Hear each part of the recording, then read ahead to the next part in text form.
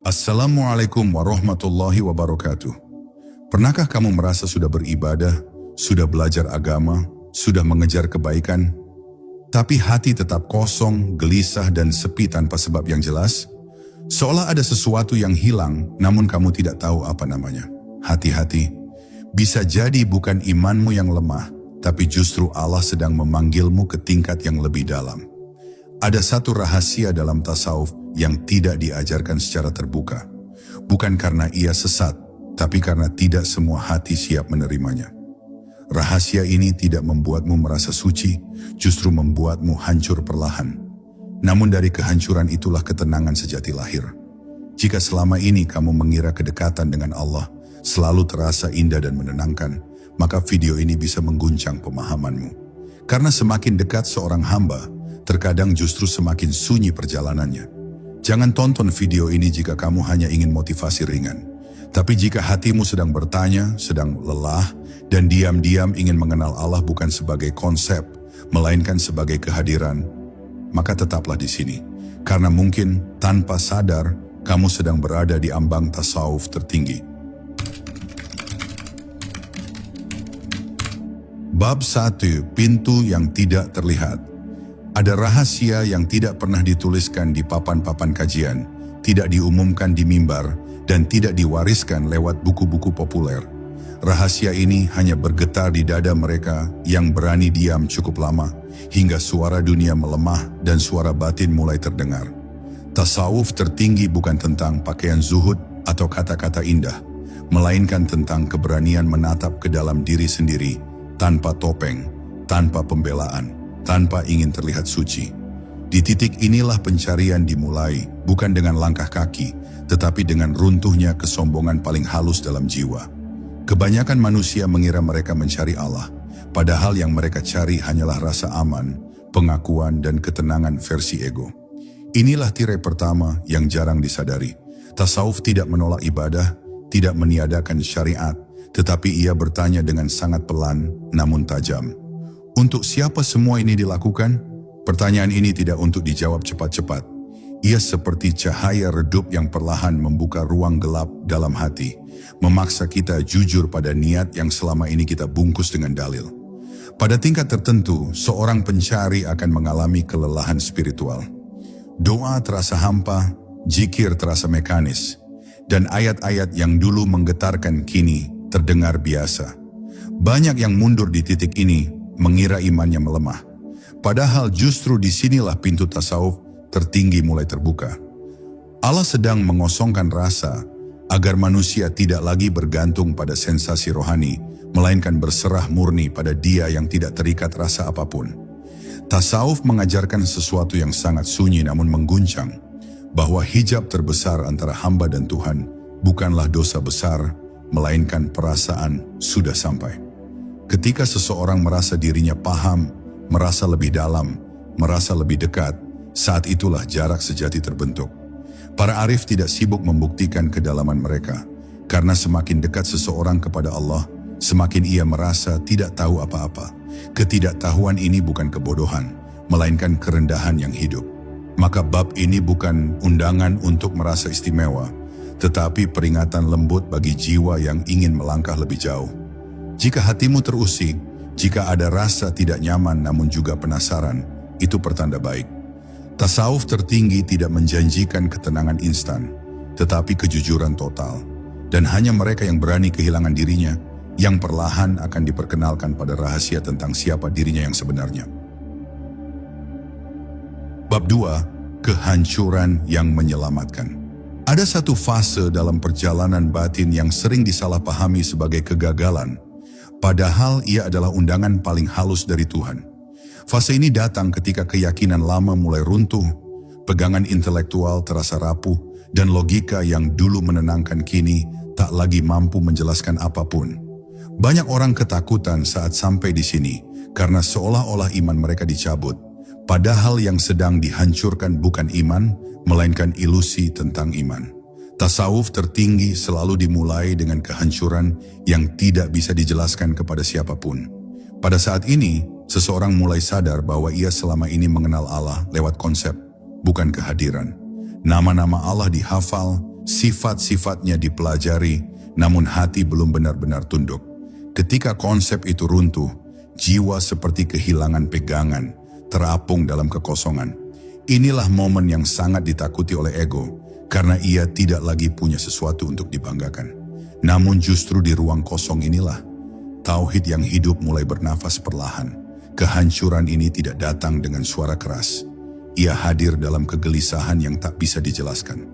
Dalam tangisan tanpa sebab yang jelas, dalam rasa sepi meski dikelilingi banyak orang.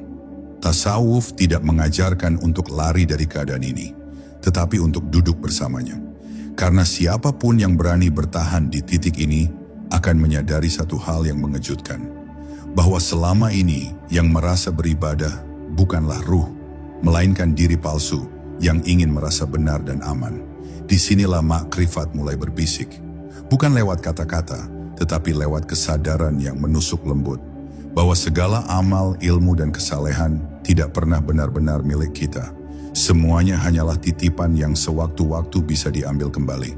Ketika kesadaran ini benar-benar meresap, seseorang tidak lagi sibuk menghitung pahala, tidak lagi gelisah soal penilaian manusia, karena ia mulai melihat bahwa dirinya sendiri hanyalah bayangan yang bergantung sepenuhnya pada cahaya.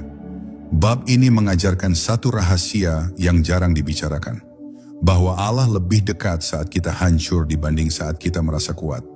Selama seseorang masih merasa memiliki kendali, ia belum sepenuhnya berserah. Maka jika hidupmu sedang runtuh secara batin, jangan buru-buru menutupnya dengan motivasi kosong. Bisa jadi itulah cara Allah memanggilmu lebih dekat, dengan bahasa yang hanya bisa dipahami oleh jiwa yang berani diam dan mendengarkan. Bab 3. Keheningan yang berbicara. Setelah kehancuran batin terjadi, datanglah sebuah fase yang tidak ramai, tidak dramatis, namun justru paling menentukan. Fase ini adalah keheningan, bukan keheningan fisik, melainkan sunyi di dalam dada, ketika dorongan untuk menjelaskan diri sendiri perlahan menghilang. Di titik ini, seseorang tidak lagi tergesa-gesa memberi makna pada setiap peristiwa. Ia belajar menahan reaksi, membiarkan sesuatu terjadi tanpa segera menilainya. Tasawuf tertinggi mulai menanamkan kebijaksanaan bukan lewat jawaban, tetapi lewat kemampuan untuk diam dengan penuh kesadaran. Keheningan ini sering disalahartikan sebagai kekosongan spiritual, padahal ia adalah ruang. Ruang tempat Allah bekerja tanpa campur tangan ego. Dalam diam ini, seseorang mulai merasakan bahwa hidup tidak harus selalu dipahami untuk bisa dijalani. Ada keyakinan halus yang tumbuh, bukan keyakinan yang berteriak, melainkan keyakinan yang tenang. Ia tidak lagi bertanya, "Mengapa aku diuji seperti ini?" Tetapi mulai menerima bahwa setiap tarikan nafas adalah izin dari Tuhan yang Maha mengetahui arah pulang hambanya. Pada tahap ini, zikir tidak lagi sebatas lisan dan doa tidak selalu berbentuk permintaan. Kadang doa hanyalah kehadiran penuh di hadapan Allah, tanpa kata, tanpa keinginan, tanpa tuntutan. Inilah rahasia yang jarang diajarkan, bahwa berdoa bukan selalu meminta agar keadaan berubah, tetapi agar hati mampu menyatu dengan kehendaknya. Ketika seseorang sampai di sini, ia mulai merasakan bahwa Allah tidak jauh, tidak pula datang dan pergi. Yang berubah hanyalah kesadarannya. Keheningan juga membongkar satu kenyataan pahit namun membebaskan, bahwa sebagian besar kegelisahan manusia lahir dari keinginan untuk mengendalikan hidup. Dalam diam, kontrol itu dilepaskan satu persatu. Bukan karena pasrah yang lemah, tetapi karena sadar bahwa tidak ada satupun yang benar-benar berada dalam genggaman. Tasawuf tertinggi tidak membuat seseorang menjadi pasif, justru membuatnya bergerak tanpa beban, karena ia tidak lagi menganggap dirinya sebagai pelaku utama. Maka jika dalam perjalananmu engkau merasa semakin sedikit ingin bicara tentang pengalaman rohani, semakin enggan memamerkan kedalaman, dan semakin nyaman dalam kesederhanaan, jangan takut. Itu bukan kemunduran, melainkan tanda bahwa jiwamu sedang belajar bahasa langit. Bahasa yang tidak bersuara, namun mampu menenangkan badai di dalam hati. Dan disinilah, tanpa disadari, engkau sedang dipersiapkan untuk mengenal rahasia yang lebih dalam tentang siapa yang sebenarnya hidup di balik dirimu. Bab 4. Lenyapnya diri palsu. Pada titik tertentu dalam perjalanan ini, Sesuatu yang sangat halus mulai menghilang tanpa disadari. Bukan tubuh, bukan pikiran, melainkan rasa aku yang selama ini terasa begitu nyata. Bukan berarti seseorang kehilangan identitas sosialnya, tetapi ikatan emosional terhadap identitas itu mulai melemah. Ia masih berperan di dunia, masih menjalani tanggung jawab, namun tidak lagi melekat. Inilah fase ketika tasawuf tertinggi mulai memperlihatkan wajah aslinya. Pelepasan tanpa pengumuman, pengosongan tanpa kebanggaan. Lenyapnya diri palsu tidak pernah terasa heroik. Tidak ada euforia spiritual, tidak ada cahaya spektakuler seperti yang sering dibayangkan. Yang ada justru kesederhanaan yang dalam. Seseorang mulai melihat bahwa selama ini ia hidup untuk mempertahankan citra, membela pendapat, dan memperkuat rasa aku benar. Ketika itu melemah, konflik batin pun mereda. Bukan karena dunia menjadi lebih ramah, tetapi karena tidak ada lagi bagian dalam diri yang harus terus dilindungi. Di fase ini seseorang mulai memahami makna kalimat yang sering terdengar namun jarang dihidupi. La haula wa la quwata illa billah. Bukan sebagai ucapan penghibur, melainkan sebagai realitas yang dirasakan. Setiap gerak, setiap niat, setiap keberanian untuk berbuat baik terasa bukan berasal dari diri sendiri. Ada rasa ditopang, digerakkan, dan diarahkan. Tauhid tidak lagi berhenti di lisan. Ia menjadi pengalaman yang diam-diam mengubah cara memandang hidup. Menariknya, ketika diri palsu melemah, kasih sayang justru menguat. Bukan kasih sayang yang lahir dari moralitas kaku, tetapi dari pengenalan akan kelemahan bersama. Seseorang tidak lagi mudah menghakimi karena ia melihat dirinya sendiri dalam orang lain. Kesalahan orang lain tidak lagi memicu kemarahan, melainkan doa yang sunyi. Inilah akhlak tasawuf yang sejati, lembut tanpa dibuat-buat, rendah hati tanpa merasa rendah. Bab ini mengajarkan satu rahasia yang sering luput, bahwa kedekatan dengan Allah tidak selalu membuat seseorang merasa dekat. Justru semakin dekat, semakin hilang perasaan tentang diri sendiri. Yang tersisa hanyalah kesadaran sederhana bahwa hidup ini sedang dijalani, bukan dimiliki. Dan ketika seseorang tidak lagi sibuk mempertahankan dirinya, disitulah Allah memperkenalkan rasa aman yang tidak bergantung pada apapun selain kehadirannya. Bab 5. Kehendak yang menyatu. Setelah diri palsu melemah, muncul satu kesadaran yang sangat halus namun mengubah segalanya. Bahwa hidup ini tidak sedang diarahkan oleh keinginan pribadi, melainkan oleh kehendak yang jauh lebih luas.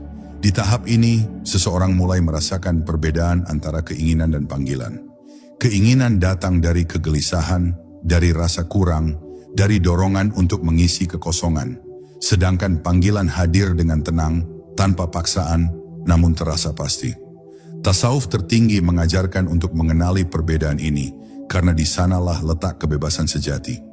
Ketika kehendak mulai menyatu, seseorang tidak lagi berjuang keras agar hidup berjalan sesuai rencananya.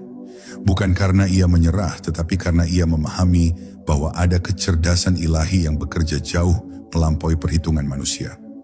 Kegagalan tidak lagi dibaca sebagai hukuman, dan keberhasilan tidak lagi dianggap sebagai bukti kehebatan diri. Semuanya diterima sebagai bentuk pengaturan yang presisi, meski akal tidak selalu mampu memahaminya. Disinilah hati belajar percaya tanpa syarat. Pada fase ini ujian datang dengan wajah yang berbeda. Bukan lagi berupa kesulitan yang menyakitkan, melainkan pilihan-pilihan halus yang menguji kejujuran batin. Apakah seseorang berbuat karena Allah atau karena ingin dihargai? Apakah ia diam karena hikmah atau karena takut kehilangan citra baik? Tasawuf tertinggi tidak sibuk memperbaiki tampilan luar, tetapi membersihkan motif terdalam yang sering tersembunyi bahkan dari diri sendiri. Menyatunya kehendak juga melahirkan ketenangan yang tidak bergantung pada hasil. Seseorang berusaha dengan sungguh-sungguh, namun hatinya tidak tergantung pada apa yang terjadi setelahnya. Ia bekerja, berdoa, dan berbuat baik, lalu melepaskan semuanya kembali kepada Allah. Bukan dengan sikap dingin, tetapi dengan kepercayaan hangat bahwa apapun yang ditetapkannya adalah bentuk kasih sayang, meski terkadang dibungkus dengan rasa tidak nyaman. Bab ini adalah undangan lembut untuk melihat ulang hidupmu. Bukan untuk mengubah semuanya secara drastis, tetapi untuk bertanya dengan jujur, kehendak siapa yang selama ini kau ikuti? Jika hatimu mulai tenang meski rencana-rencana runtuh, jika engkau tetap bersyukur meski tidak mendapatkan apa yang diinginkan, bisa jadi tanpa disadari engkau sedang belajar berjalan bersama kehendaknya. Dan itulah salah satu rahasia tasawuf tertinggi yang tidak pernah diajarkan secara terang-terangan. Bab 6. Tauhid yang terasa, bukan terucap. Di tahap ini, tauhid tidak lagi terasa sebagai konsep yang harus dijaga dengan argumen, tetapi sebagai kenyataan yang hidup di dalam kesadaran. Seseorang tidak sibuk lagi membuktikan keesaan Allah lewat perdebatan atau penjelasan panjang, karena hatinya telah menyaksikan ketergantungan total padanya dalam setiap detik kehidupan. Bahkan saat lupa, bahkan saat lalai, ada kesadaran samar bahwa lupa itu pun terjadi dengan izinnya. Tasawuf tertinggi membawa tauhid turun dari kepala ke kedalaman rasa. Ketika tauhid mulai terasa, pandangan terhadap sebab dan akibat pun berubah. Dunia tidak lagi dipandang sebagai kumpulan kekuatan yang berdiri sendiri, melainkan sebagai ayat-ayat yang bergerak. Rezeki tidak lagi dilihat semata hasil kerja keras, dan musibah tidak lagi dianggap kebetulan. Semua menjadi isyarat, bukan untuk ditebak maknanya secara gegabah, tetapi untuk dihadapi dengan adab.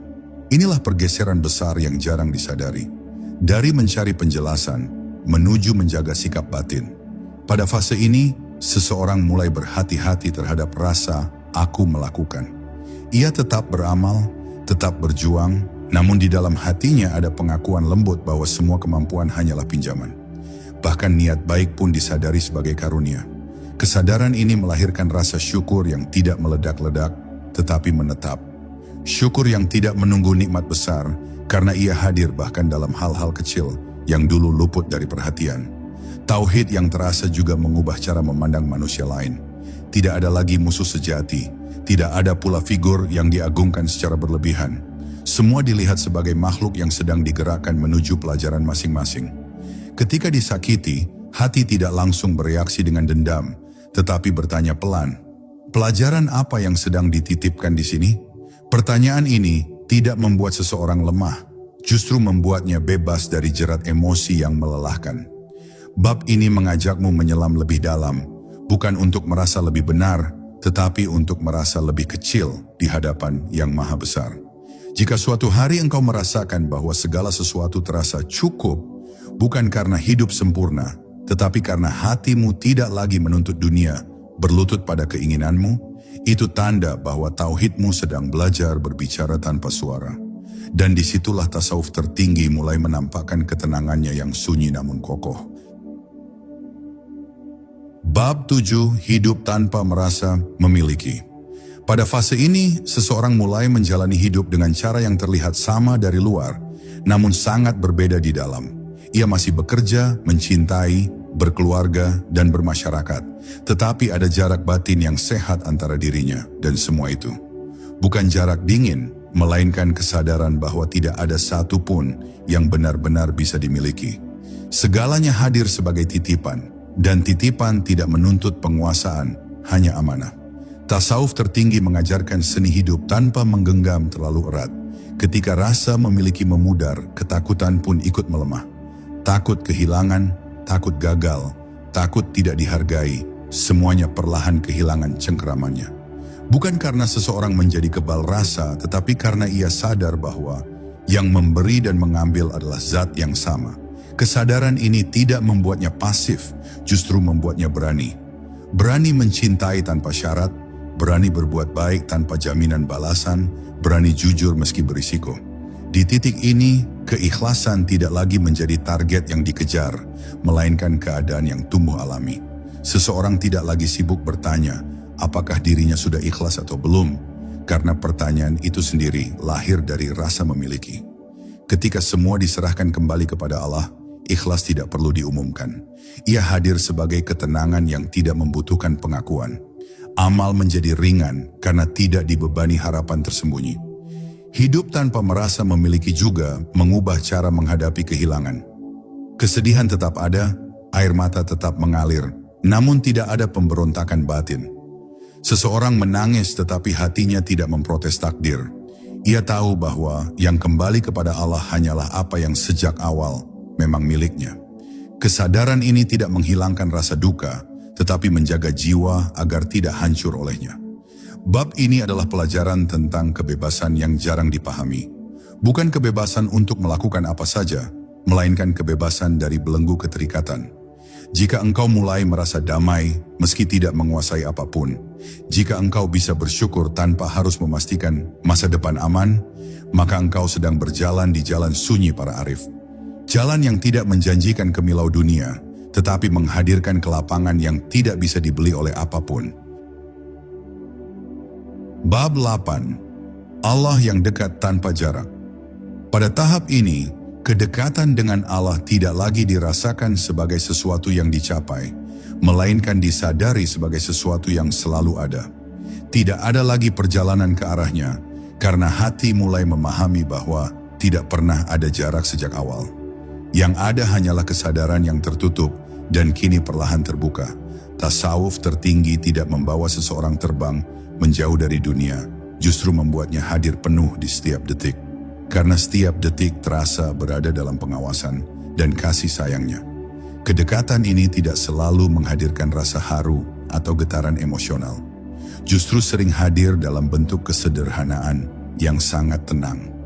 Seseorang bisa duduk, bekerja, atau berjalan tanpa ada dialog batin yang ribut, namun ada rasa ditemani. Bukan ditemani oleh bayangan, tetapi oleh kesadaran bahwa hidup ini tidak dijalani sendirian. Allah tidak lagi dibayangkan sebagai tujuan jauh di ujung ibadah, melainkan sebagai realitas yang menyertai setiap nafas. Di fase ini, doa berubah bentuk. Permintaan semakin sedikit, kepasrahan semakin dalam. Bukan karena kebutuhan telah hilang, tetapi karena kepercayaan telah tumbuh. Seseorang mulai memahami bahwa Allah lebih tahu apa yang dibutuhkan hatinya, bahkan sebelum ia mampu merumuskannya dalam kata. Maka doa kadang hanya berupa keheningan yang penuh adab atau bisikan lembut yang tidak menuntut apa-apa selain ridha. Kedekatan tanpa jarak ini juga melahirkan kewaspadaan batin yang halus. Bukan rasa takut yang menekan, tetapi rasa malu yang lembut. Malu untuk bermaksiat bukan karena takut dihukum, melainkan karena sadar sedang berada dalam kehadirannya. Inilah ihsan yang hidup, bukan sebagai teori, tetapi sebagai rasa.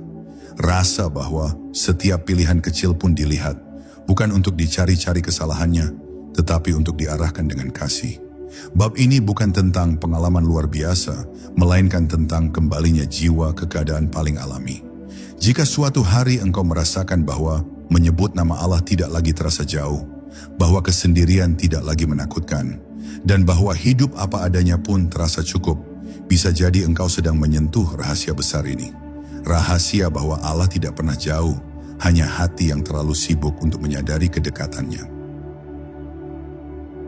Bab 9. Pulang tanpa perjalanan. Di tahap ini, konsep perjalanan spiritual perlahan kehilangan maknanya. Tidak ada lagi rasa sedang menuju sesuatu yang belum dimiliki, karena kesadaran mulai menetap pada kenyataan bahwa rumah itu selalu ada. Seseorang tidak lagi merasa sebagai pencari, melainkan sebagai hamba yang sedang dihadirkan. Tasawuf tertinggi tidak membuat seseorang merasa sampai, justru membuatnya berhenti mencari dengan gelisah. Yang tersisa hanyalah kesediaan untuk hadir sepenuhnya dalam apapun yang sedang Allah tetapkan.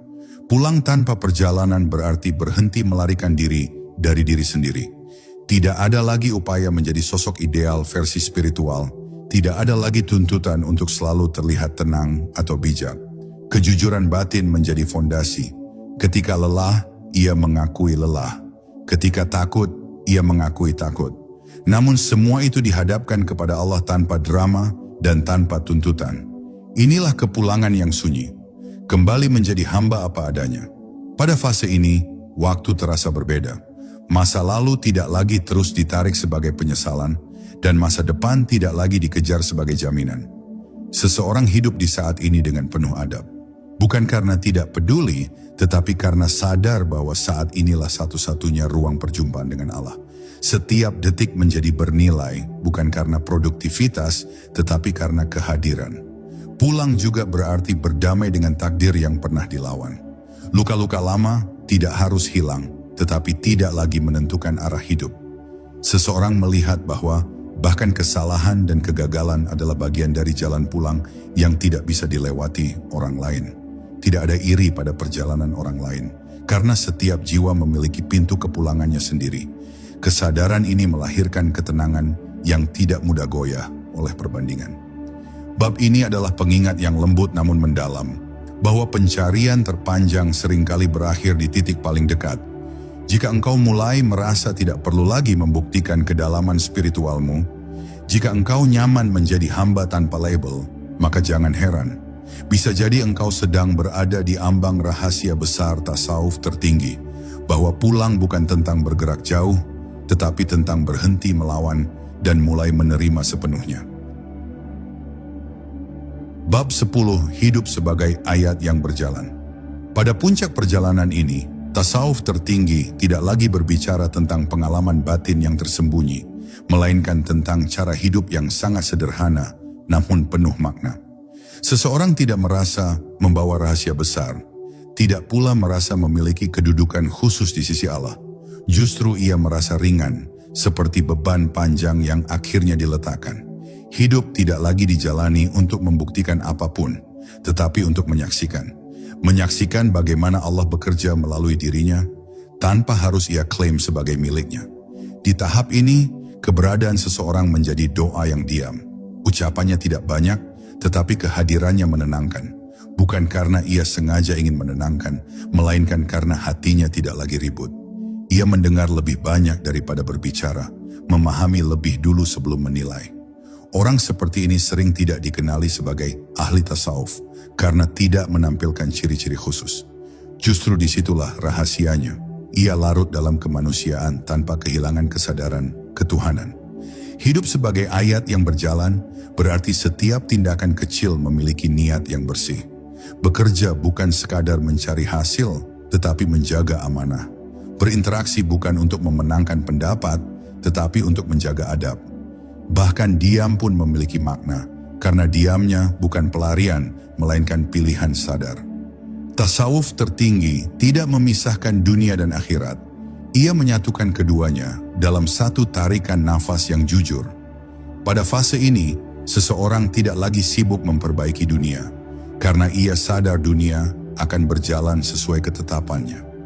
Yang ia jaga hanyalah hatinya sendiri, agar tetap lembut, tetap jujur, dan tetap berserah.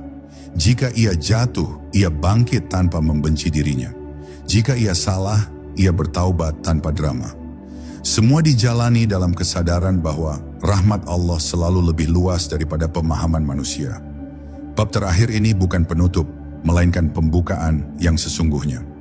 Jika setelah semua ini engkau tidak merasa lebih tinggi, tidak merasa lebih tahu, dan tidak merasa lebih suci, justru merasa lebih sederhana dan lebih bergantung, maka itulah tanda paling jujur. Tasawuf tertinggi tidak meninggalkan jejak kebesaran diri, tetapi meninggalkan kelembutan dimanapun ia hadir. Dan disitulah rahasia yang tidak pernah diajarkan secara terang-terangan, akhirnya terungkap dalam hidup itu sendiri. Jika apa yang kamu dengar hari ini terasa menggugah sekaligus menenangkan, jangan buru-buru mencari penjelasan. Diamlah sejenak, biarkan hati yang bekerja. Tasawuf tertinggi bukan untuk dipahami dengan cepat, tetapi untuk dihidupi perlahan. Semoga Allah membimbing langkah kita, bukan menuju kebanggaan spiritual, melainkan menuju kejujuran sebagai hamba. Wassalamualaikum warahmatullahi wabarakatuh.